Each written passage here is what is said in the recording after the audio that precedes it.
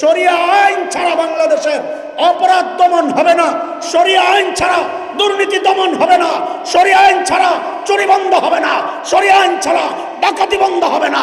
আওয়াজ একটা উঠাইতে হবে, সব দেখা শেষ। এখন বাংলাদেশে কোরআনের আইন দেখতে চাই, কোরআনের আইন দেখতে চাই, কোরআনের আইন দেখতে চাই।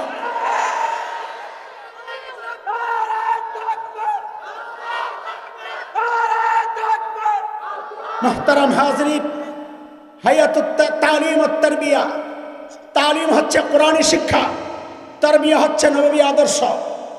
নববী আদর্শ ছাড়া আল্লাহর কাছেও আপনার কোনো দাম নাই। কেন জানেন? শেষ একটা উদাহরণ দিয়ে শেষ করতেছি। আম্মা বা'দু ফাআউযু বিল্লাহি মিনাশ শাইতানির রাজীম। বিসমিল্লাহির রহমানির রহিম।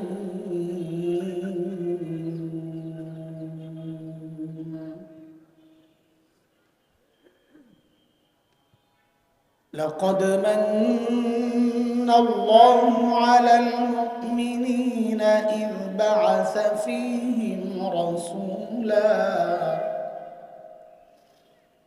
رسولا من أنفسهم يتلو عليهم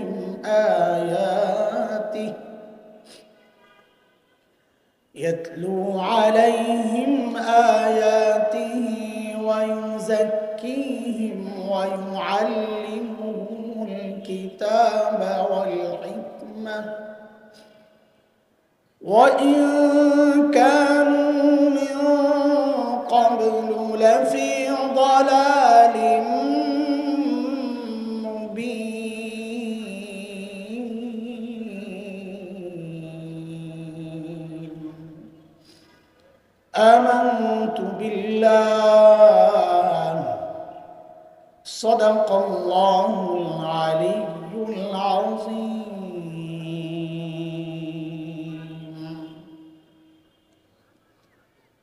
বৃহত্তর উত্তরার কওমি মাদ্রাসার সম্মিলিত সংগঠন হায়াতুত তালিম ওয়াত তারবিয়া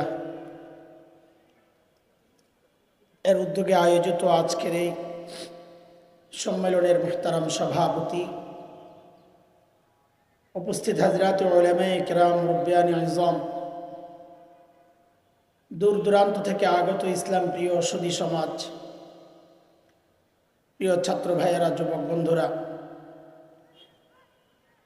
আল্লাহ সুবহানাহু ওয়া তাআলার অশেষ মেহেরবানি, করুণা, দয়া, যে মহান মালিক দ্বীনের নিসবতে আমাদেরকে এই মজলিসে আসার, বসার, কিছু কথা বলা ও শোনার তৌফিক দান করেছেন, সেজন্যে মহান রবের শুকরিয়া আদায় করি। জবান খুলে, প্রাণ খুলে কালিমাতুশ শুকর উচ্চারণ করি, আলহামদুলিল্লাহ। কোন কোন মজলিস তো এমন হয়, যখন দেখি আমার সময় অন্য কেউ বসছে, খুব খারাপ লাগে, টাইমের হেরফের হয়ে যায়। কিন্তু আজকে ভালোই লাগতেছিল, কারণ দুলাভাইয়ের কারণে না, আমার নিজের কারণে। শরীরটা খুবই খারাপ, ভাবতেছি যতক্ষণ চলে ততক্ষণ বাঁচি, বলতেও পারি না আবার। তো এই জন্যে যতক্ষণ মহতারাম কথা বলেছেন আমি একটু আরামেই ছিলাম। আরেকজন যদি খালি আসতেন যে আমার একটু সময় নাই, একটু দিয়ে দেন, তা আমার জন্য আরো উপকার হইত। তার জন্য দোয়া করতাম, পিছনে কেউ থাকলে এখনো সুযোগ আছে। হাইয়াতুত তারবিয়া, তালিম ওয়াত তারবিয়া কি? এটা নাম আসলো কোত্থেকে? এই নাম, আবেদন কি এটার? এই বিষয়ের উপর ছোট্ট দুইটা কথা বলে আমি শেষ করব, মানে শেষ করতে বাধ্য হব, যেহেতু মাগরিবের আজান হয়ে যাবে। খুব সংক্ষেপ, অল্প দুই কথা। আল্লাহ সুবহানাহু ওয়া তাআলা জমিনে যত নবী পাঠিয়েছেন আলাইহিমুস সালাতু ওয়াস সালাম, এই সমস্ত নবী আল্লাহ কেন পাঠাইছেন, কখন পাঠাইছেন? আল্লাহ তাআলা যখন দেখেছেন তার বান্দা ধ্বংসের খাদে, জাহান্নামের রাস্তায় ছুটে চলেছে। ওই বিপদগ্রস্ত, বিপন্ন, বিপর্যস্ত মানবতাকে রক্ষার জন্য আল্লাহ সুবহানাহু ওয়া তাআলা যুগে যুগে হযরতে আম্বিয়া আলাইহিমুস সালামকে দুনিয়ায় পাঠিয়েছে। যেমন হযরতে মূসা আলাইহিস সালামকে আল্লাহ দুনিয়ায় কখন পাঠাইছে?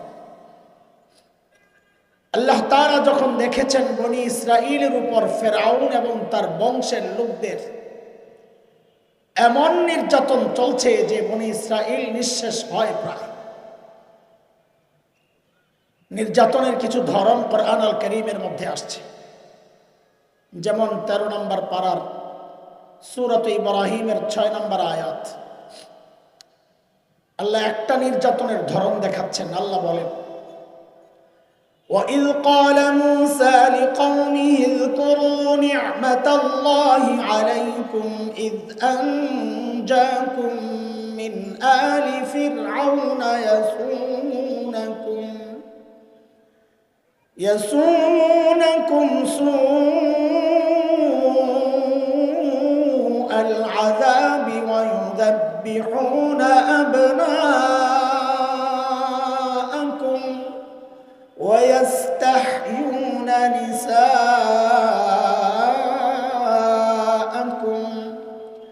وَفِي ذَلِكُمْ بَلَاءٌ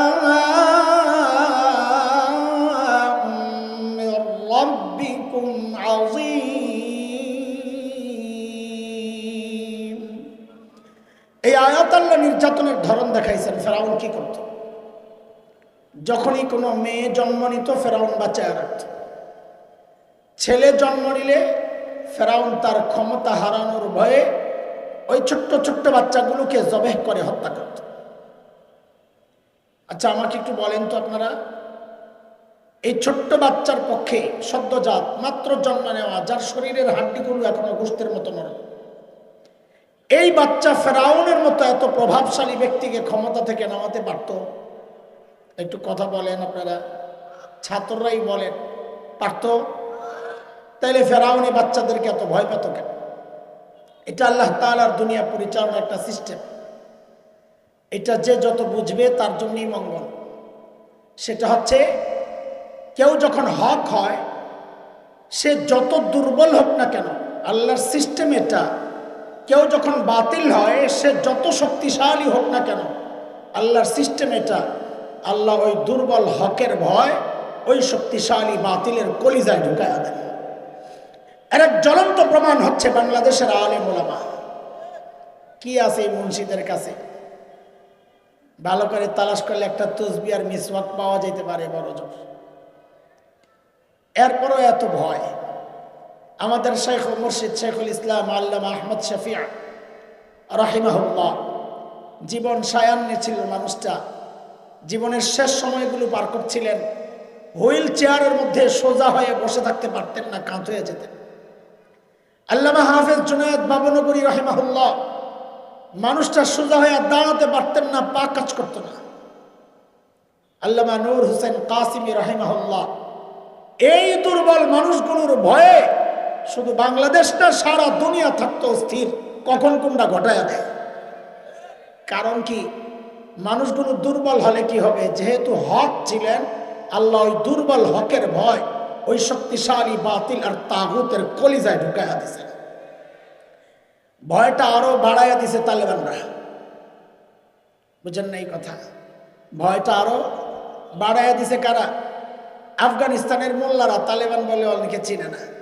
আফগানিস্তানের মোল্লারা, যে মোল্লাদেরকে দেখে এখন দুনিয়া ভয় পায়। আরে বাপরে বাপ, আমেরিকারে কুত্তা বাড়ি দিছে একটা। কুত্তা বাড়ি বুঝেন তো, মুগুরের বাড়ি। আমেরিকারে তাড়াইছে, নেটো তাড়াইছে। তাদের শক্তি কত? ইমানদারের শক্তি ইমান, আর কিচ্ছু না। ইমানদারের শক্তি কি? ইমান। ইমানদারের শক্তিটাই ইমান। যাই হোক, ভিন্ন কথা। এই পর্যন্ত যা বলেছে একটু কি বুঝতে পারছেন? আমার ক্ষেত্রে তাড়াতাড়ি জবাব দিতে হবে। বুঝতে পেরেছেন? আমি দুইটা প্রশ্ন করি, একটু বলেন। কথা গুছানোর জন্য এই প্রশ্নটা করা। বলেন তো, সর্বশ্রেষ্ঠ রসুল কে? মুহাম্মদ রাসূলুল্লাহ সাল্লাল্লাহু আলাইহি ওয়াসাল্লাম। ঠিক আছে, আরেকটা প্রশ্নের জবাব দেন। রোগী যদি ছোট হয়, ধরেন আমার মতো ঠান্ডা জ্বর, গলা ব্যথা, এই স্বাভাবিক ছোট্ট রোগের জন্য চিকিৎসার জন্য মানুষ কই যাবে? এলাকার ডাক্তারের কাছে, না দেশের সবচেয়ে বড় ডাক্তার? এলাকার ডাক্তার। কিন্তু রোগী যদি বড় হয়, তাও কি এলাকার ডাক্তারের কাছে যাবে না বড় ডাক্তার? কথা বলে না? কত বড় রোগী যত বড়, মানুষ ডাক্তারও তালাশ করবে তত বড়, ঠিক কিনা? এই দুই কথার জবাবকে একসাথে করে আমরা তৃতীয় একটা কথা বের করতেছি। যেহেতু আল্লাহ তাআলা সমস্ত নবীকে দুনিয়ায় পাঠিয়েছেন দুনিয়ার অসুস্থ মানুষের চিকিৎসার জন্য, তো বোঝা গেল আল্লাহ সর্বশ্রেষ্ঠ রসুলকে ওই যুগেই পাঠাইছেন যেই যুগের মানুষগুলো ছিল মানব ইতিহাসের সবচাইতে জঘন্য আর খারাপ মানুষ। বলে কেমনে বুঝলেন? বলে ডাক্তার যেহেতু সবচাইতে বড়, বোঝা গেল যাদের চিকিৎসার জন্য পাঠানো হয়েছে ওরা রোগীও ছিল সবচাইতে বড়। সেই রোগীদের যুগটাকে ইতিহাসে বলা হয় আইয়ামে জাহেলিয়া, বর্বরতার যুগ। বর্বরতার মাত্রা কত দূর ছিল? ইতিহাস পড়লে শরীরে পশম দাঁড়ায় যায়। মানুষ এতটা খারাপ কি করে হবে? কি করতো ওরা? একটা পয়সার জন্য মানুষ খুন করে ফেলত। আরে মূর্তি পূজা এখন হয় কি হয় না বলেন তো একটু তাড়াতাড়ি? হ্যাঁ, কিন্তু মসজিদের মধ্যে মূর্তি রেখে পূজা করা হয়। অথচ তখন কাবার চারপাশেই ছিল 360 মূর্তি। কাবার ভিতরে হযরত ইব্রাহিম, হযরত ইসমাইল আলাইহিস সালামের মূর্তি বানায় রাখছে। ঘরের মধ্যে আলাদা মূর্তি, মন্দিরে আলাদা। কোথাও সফরে বের হলে বগলের নিচে করে, পকেটে করে ছোট্ট একটা মূর্তি নিয়ে নিত। কেন? পূজা করার জন্য যদি রাস্তায় আবার খোদা না পাওয়া যায়, বান্দা খোদা পকেটে নিয়ে ঘুরে। অবস্থা ছিল এই। জন্ম নিয়ন্ত্রণ এখন হয় কি হয় না বলেন না? তখনও হতো। পার্থক্য কি?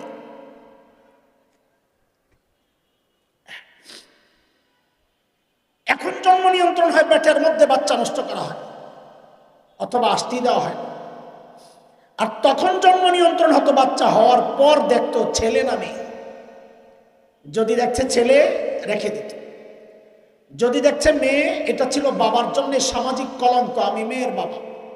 ওই কলঙ্ক থেকে বাঁচার জন্য বাবা নিজ হাতে নিজের কলিজার টুকরা মেয়েকে জীবন্ত দাফন করে দিত। এই ছিল আরবের সামাজিক অবস্থা। কোরআনে আসছে একাধিক জায়গায়।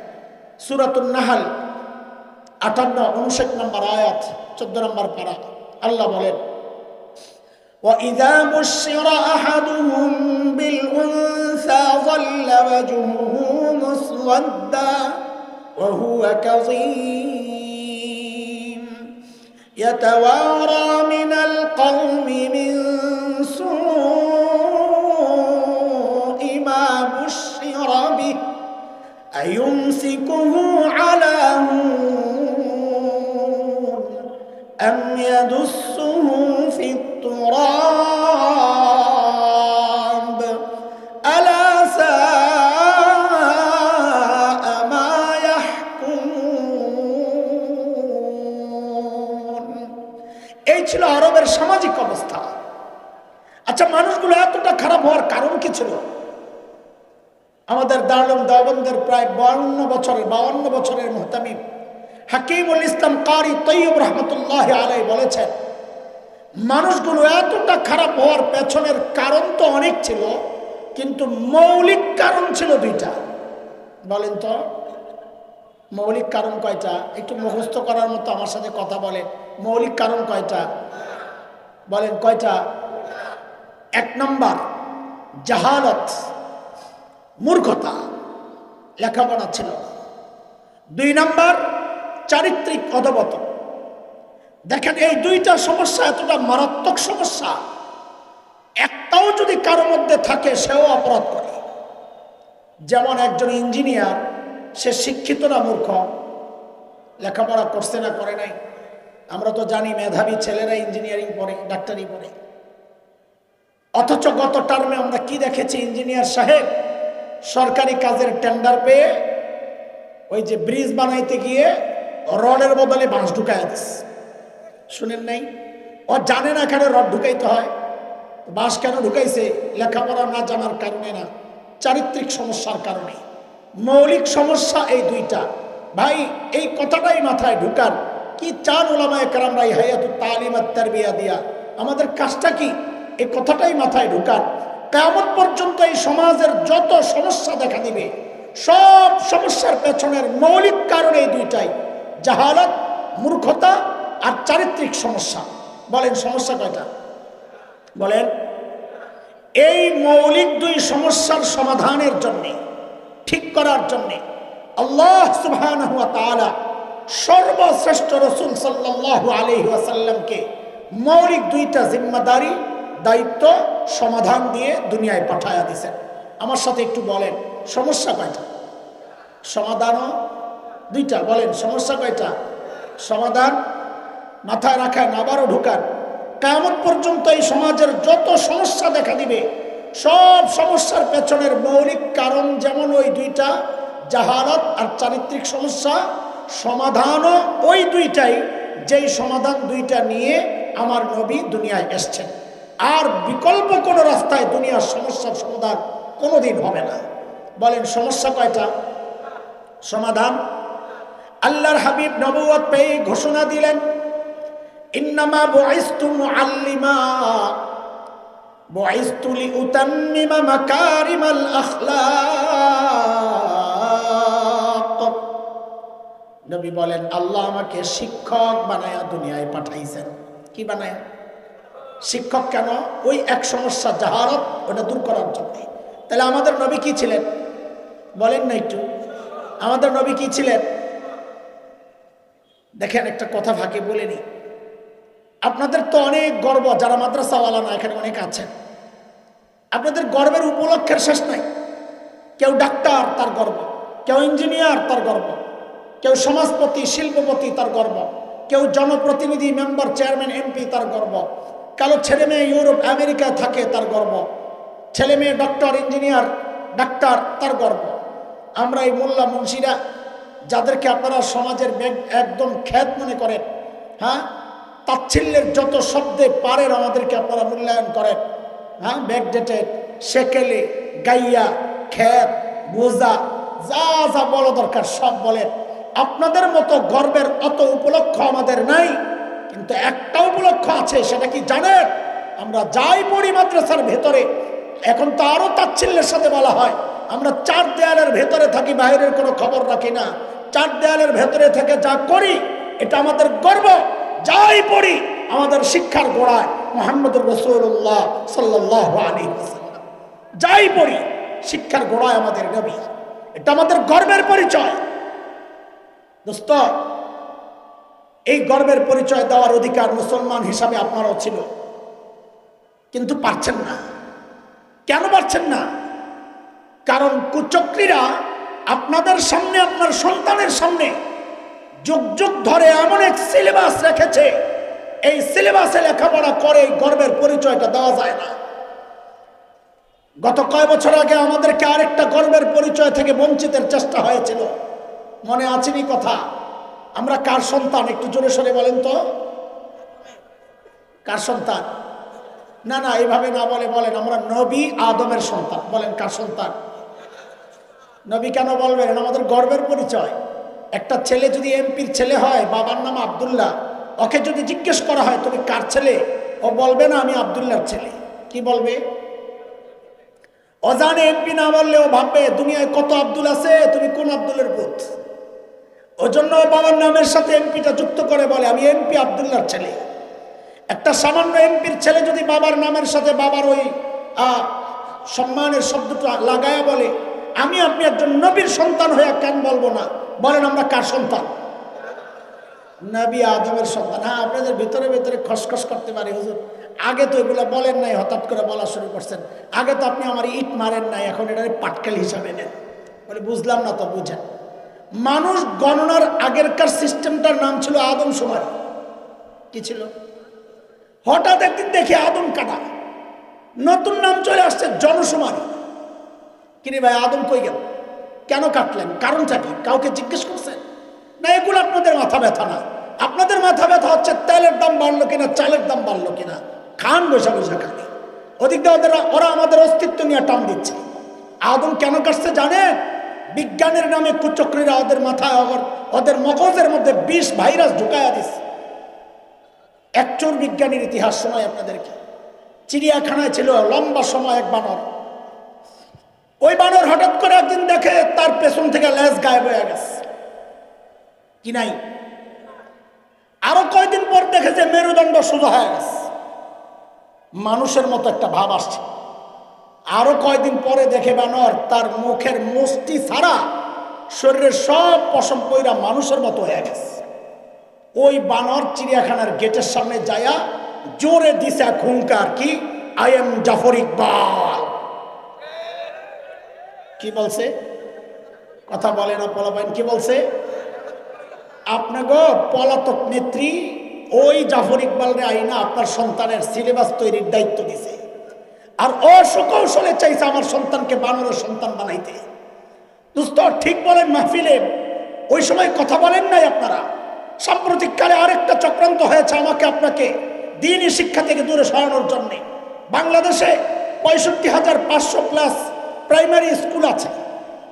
আচ্ছা, যারা স্কুলে পড়েছেন তারা জবাব দেন, এই প্রাইমারি স্কুলে তো ইংরেজি বই নাই, কথা বলে না, আছে নাকি?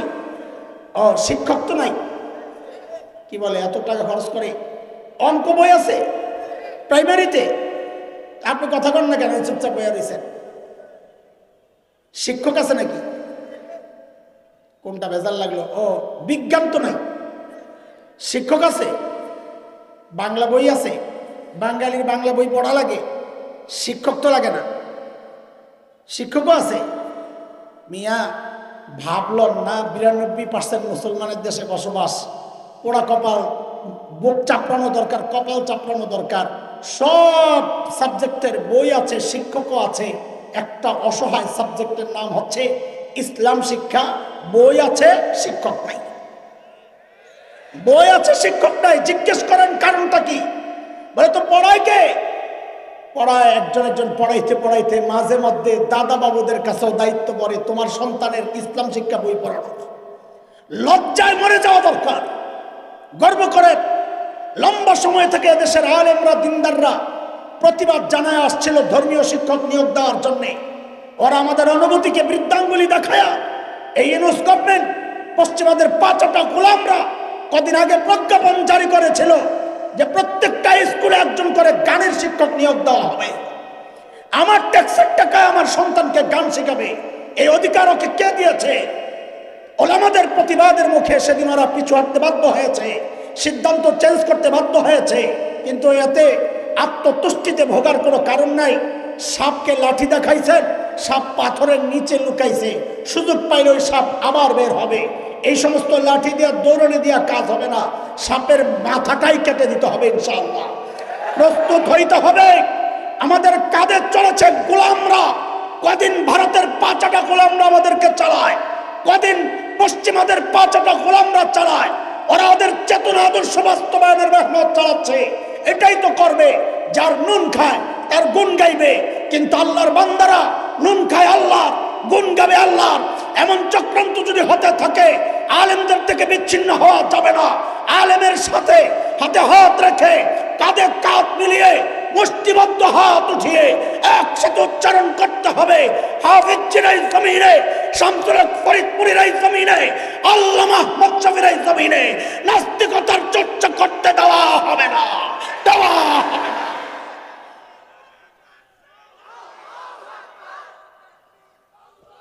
মোহতারাম হাজরিন, সময় কম। স্লোগান খালি মাহফিলে দিলে আর ঠিক খালি মাহফিলে বললে হবে না, ভোট কেন্দ্র যায়ও ঠিক বলতে হবে ইনশাআল্লাহ। আপনারা তো মাহফিলে ঠিক বলেন, ভোট কেন্দ্রে যায় আরেক জায়গায় যান, কি বলেন? এটাও ঠিক না? না, এই সমস্ত ঠিক বললে হবে না। এখন বলে দিবেন স্বপ্নের বাংলাদেশ দেখা শেষ। বলেন স্বপ্নের বাংলাদেশ, সোনার বাংলাদেশ, ডিজিটাল বাংলাদেশ। আবার বলেন স্বপ্নের বাংলাদেশ, সোনার বাংলাদেশ, ডিজিটাল বাংলাদেশ। সব দেখা শেষ, এখন দেখতে চাই কোরআনের বাংলাদেশ। বলেন ইনশাআল্লাহ। সব দেখা শেষ, একটাই বাকি আছে দেখতে, কোরআনের বাংলাদেশ দেখতে চাই ইনশাআল্লাহ। ওরা চায় না, ওরা তো চাইবেই না, চুরি করবে কেমনে কোরআনের বাংলাদেশ হইলে। এই মাদ্রাসাওয়ালারা কি চায়? এই হায়াতুত তালিম ওয়াত তারবিয়া কি চায়? নবী আলাইহিস সালাম বলেছেন, আমাকে আল্লাহ শিক্ষক বানায়া পাঠাইছেন কোরআনী তালিমের মাধ্যমে সমাজ ঠিক করা। নবী বলেন, বুইসতু লিউতাম্মিমা মাকারিমাল আখলাক, আমাকে আল্লাহ কেন পাঠাইছেন? আদর্শ আখলাক, চরিত্র এর শিক্ষা দীক্ষার মাধ্যমে মানুষের আখলাক আর চরিত্র ঠিক করা। এই তারবিয়াতের মাধ্যমে, তালিমের মাধ্যমে মানুষের মৌলিক যে দুই সমস্যা, জাহালাত, মূর্খতা, চারিত্রিক সমস্যা দূর করা। এর পদ্ধতি নবী যেই পদ্ধতি এনেছেন, বিকল্প পদ্ধতিতে দুনিয়া থেকে বিশৃঙ্খলা আর সমস্যা দূর করা যাবে না, যায় নাই, যাবেও না। রাস্তা একটাই, যে পথে আমার নবী দুনিয়া সংশোধন করেছেন, বিশেষ করে মুসলমানদের জন্য। মুসলমান অন্য রাস্তায় আগায় কোনোদিন সফলতা পাবে না। মুসলমানের রাস্তা একটাই। ইমাম মালিক রাহিমাহুল্লাহ বলেছেন, লা ইয়াসলুহু আখিরু হাযিহিল উম্মাহ ইল্লা বিমা সালুহা বিহি আউয়ালুহা। এই উম্মতের সফলতা রাস্তা একটাই, যেই পথে পূর্বের মানুষ সফলতা অর্জন করেছে। সেটা কি? কোরআন সুন্নাহর রাস্তা। আমি শেষ করতে হবে, একটা ছোট্ট গল্প শোনাই আপনাদের। পোলাপাইন বসছে, এই গল্প আমার না, এই গল্প আল্লামা তাকি উসমানী দামাত বারাকাতুহুল আলিয়ার। এক এলাকার, গোটা এলাকার মানুষ বোকা। এমন আছে, কিছু এলাকা আছে, বাংলাদেশও আছে, নাম বললে আর আমি আর ওই এলাকায় যাইতে পারব না। পুরা এলাকার মানুষ একটু বোকা টাইপের। ওই বোকা এলাকার এক ব্যক্তি খেজুর গাছের মাথায় উঠে গেছে। আচ্ছা বলেন তো, খেজুর গাছের মাথা ওটা কি খুব সহজ কাজ? কথা বলেন। উঠছে তো উপরে, ওঠে ভাই ভাই উঠে গেছে। এখন তার নামতে পারে না, কারণ ওঠার চেয়ে নামাটা বেশি কষ্ট। কথা ঠিক কিনা বলেন? এখন ওই খেজুর গাছের মাথায় বৈশা বৈশা কাউমাউ করতেছে। মানুষ, গোটা এলাকার মানুষ বোকা, নামানোরও কোনো রাস্তা দেখে না। শেষে একটা বুদ্ধি আসছে, পাশের এলাকার মানুষ তো চালাক, ওখান থেকে একজনকে হায়ার করে আনে। এ ভাই, জিরুর পরের সংখ্যা কত? 1 না 9? জিরুর পরে কত হয়? না 9? যে এলাকার মানুষ গোটা বোকা, পাশের এলাকার মানুষ যদি বুদ্ধিমান হয় তো পয়েন্ট পাইব 1। 9 পয়েন্টের বুদ্ধি তো আর থাকবে না। কথাটা বুঝাইতে পারি নাই না? না বুঝতে থাক, সময় নেই, বাধ্য। ওখান থেকে যারে আনছে তারও বুদ্ধি তো 1%, জিরোর সাথে। তো ওই বেটা আইসারটা ভাবলো, ওরে নামাবে, হ্যাঁ, কারণ কোনো বিষয় কি করা লাগবে তাই কোন তাড়াতাড়ি। কয় লম্বা মোটা শক্ত রশি একটা। তো লম্বা মোটা শক্ত রশি একটা আছে। এখন কি করা? ওইটারে খেজুর গাছের মাথা উঠাইছে। এখন কি করা? ওকে বলেন এটা কোমরের মধ্যে শক্ত কইরা বাঁধতে। তো কোমরের মধ্যে শক্ত কইরা বাঁধছে। এখন কি করা? আমি বললে সবাই একসাথে টান দিবেন। ও বলছে, সবাই একসাথে টান দিছে। ওই বেড়ায় জাগায়, ওই যে ইন্দুরের ওষুধ বেছে, জাগায় খায়, জাগায় ব্রেক। ওই বেড়ায়ও জাগায় ব্রেক করছে, মারা গেছে। সবাই ধরছে, ভাই কি করলেন? আমাদের লোক তো মারা গেছে। তো মারা গেছে তো আমিও দেখতেছি, কিন্তু মরে যাবে তা তো বুঝি নাই। তো বলে, এটা কোন পদ্ধতি? বলে, আমি তো আমার এলাকায় এই পদ্ধতিতে একজনকে বাঁচাইছিলাম। কারে বাঁচাইছেন? বলে, আমার এলাকায় এক লোক কুয়ায় পড়ে গেছিল। কোন জায়গায়? ওরা এরকম কোমরের রশি দিয়া টাইনা উঠাই গেছে। হযরত মুফতি তাকি উসমানী বলেন, ইয়ারফাইল্লাহুল্লাযীনা আমানু মিনকুম ওয়াল্লাযীনা উতুল ইলমা দারাজাত। যাদেরকে আল্লাহ ঈমানের নিয়ামত দিবেন, যাদেরকে ইলমের নিয়ামত দিবেন, তার মর্যাদা উপরে, তার উন্নতি অগ্রগতি, তার বাঁচার রাস্তা। গুহায় যে পড়ে রয়েছে কাফের মুশরিক, ওর রাস্তা এক না। ও যে রাস্তায় বাঁচবে, উপরওয়ালা যদি একই রাস্তায় বাঁচতে চায়, তার মরা ছাড়া কোনো পথ নাই। আজকে মুসলমান আমরা, বিশেষ করে ওলামারা, আজকে ওই রাস্তায় যখন আমরা নিজেদের উন্নতি অগ্রগতির রাস্তা তালাশ করছি, খোদার কসম ওই রাস্তায় নিজেদের সফলতা আসবে না। সফলতা আসবে একটাই, নবী আলাইহিস সালাম যে রাস্তা রেখেছেন, কোরআন সুন্নাহ যে রাস্তা রেখেছে। শরিয়া আইন ছাড়া বাংলাদেশের অপরাধ দমন হবে না। শরিয়া আইন ছাড়া দুর্নীতি দমন হবে না। শরিয়া আইন ছাড়া চুরি বন্ধ হবে না। শরিয়া আইন ছাড়া ডাকাতি বন্ধ হবে না। আওয়াজ একটা উঠাইতে হবে, সব দেখা শেষ। এখন বাংলাদেশে কোরআনের আইন দেখতে চাই, কোরআনের আইন দেখতে চাই, কোরআনের আইন দেখতে চাই।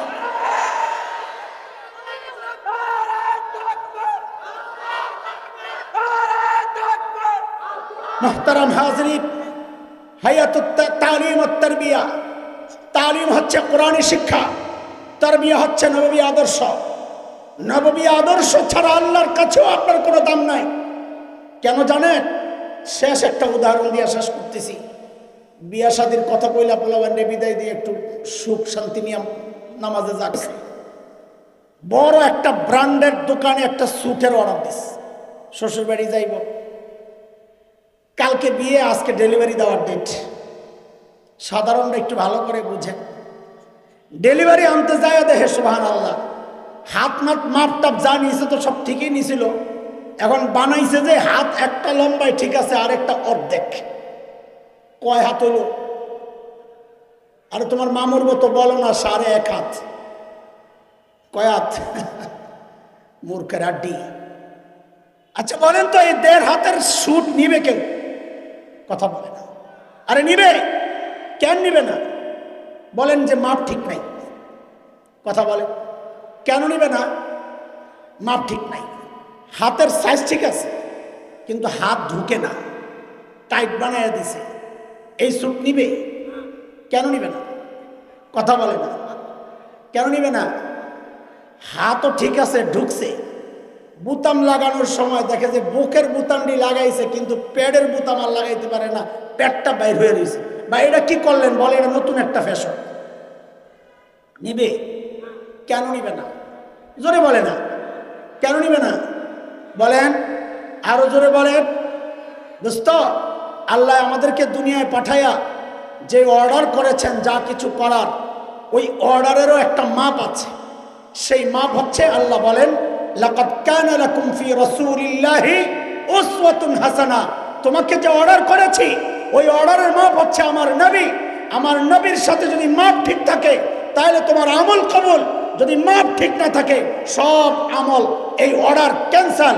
কেন নিব? না, হবে না, মাপ ঠিক নাই। এই জন্য বলি, মুসলমান হিসাবে আমাদের কর্তব্য নবীর সেই কোরআনী শিক্ষা, নববী দীক্ষা ছাড়া আমাদের সমাজ, আমাদের রাষ্ট্র এমনকি আমার পরিবার কোনো জায়গায় সমস্যা দূর করার আর কোনো বিকল্প রাস্তা নাই। রাস্তা একটাই, কোরআন সুন্নাহ। হায়াতুত তালিম ওয়াত তারবিয়া, এই আহ্বানই আপনাদের কাছে রাখে। এই উদ্দেশ্যেই তারা এই সংগঠন করেছে।